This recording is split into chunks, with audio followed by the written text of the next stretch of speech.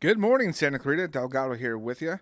And I'm not alone. In studio, we have co owner of KHTS, Carl Goldman. Good morning, Carl. Good morning, Andrew Delgado. Yes. We've got our state senator. We're checking in with her, Suzette Valladares, who's been busy as a beaver out there. And Suzette, are you planning to start your own podcast? You know what? If I had time, I would think about it, but I don't even have time to think about it. It's pretty amazing. So you've got a whole bunch of bills that you've put together. There's two bills that address the affordability crisis. Why don't you tell us about those? Yeah, well, Carl, it is committee season, so I feel like we're wrapping up what's known as House of Origin. That is that all of the bills that originate in the Senate have to be passed by next week. So I've been working on about 16 bills, which we have about four more bills that need to be heard. And you are correct. My priority has been pretty clear. Whether it's the votes that I'm taking on bills or the bills that I'm working on, it's all about affordability. So the two bills that are working through the committee this week are one, it's my bill that we call the No Tax on Tips. It made it out of the Rev and Tax Committee on a unanimous 5-0 vote, which was awesome. And now it's going to be heard in Labor, Public Employment, and the Retirement Committee.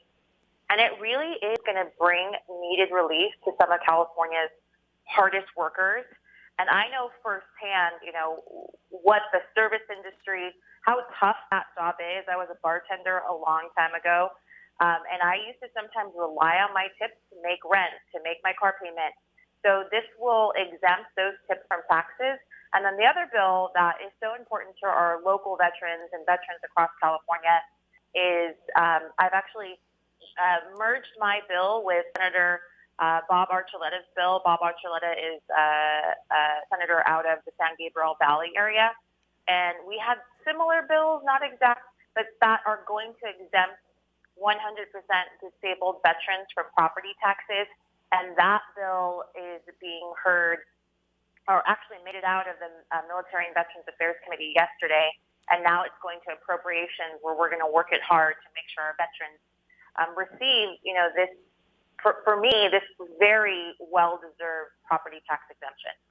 Yeah, so that's fabulous. So if you're a disabled veteran, you will not have property taxes. Wonderful. Correct. And then you're working with on public safety with SB 554. Tell us what that's all about.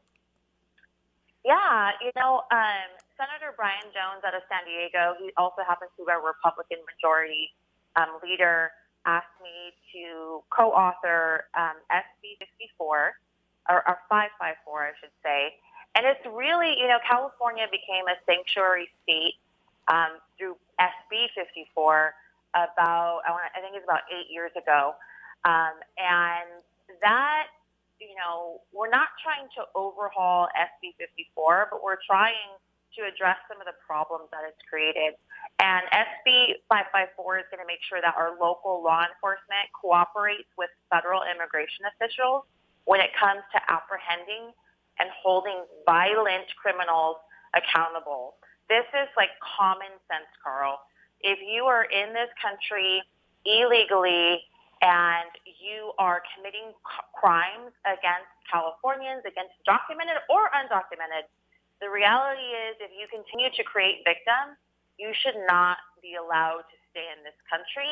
And the federal government should be working with our state and local law enforcement agencies to make sure that those criminals are sent back to their country of origin. Total common sense, but your cohorts up there at Sacramento aren't always known for common sense. This is true.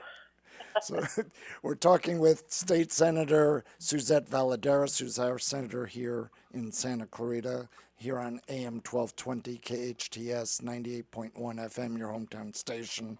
And I know that, Suzette, we've had the William S. Hart School District, our public school district out here, has done a tremendous job, particularly with Castaic High School, the 7th high school here in our valley, where they opened up a whole area for career tech and basically for kids that want to take. When I grew up, we took shop and stuff like that, and they've opened it all up and also tied in with College of the Canyons there. They've done some unique things, but you want to address it on a statewide level. Tell us about that. Yeah, Carl, I have three brothers. So I have three brothers. My husband has three brothers. Together, we have 21 nieces and nephews. Yes, Christmas is very expensive, but we love it. And what I've kind of come to realize through my own educational journey, through obviously living life a little bit, but really talking to my nieces and my nephews, is that not every kid wants to take that 4-year, 8-year trajectory through a university, whether it's just to get your BA or to go into a master's or doctorate program. That path isn't for everyone.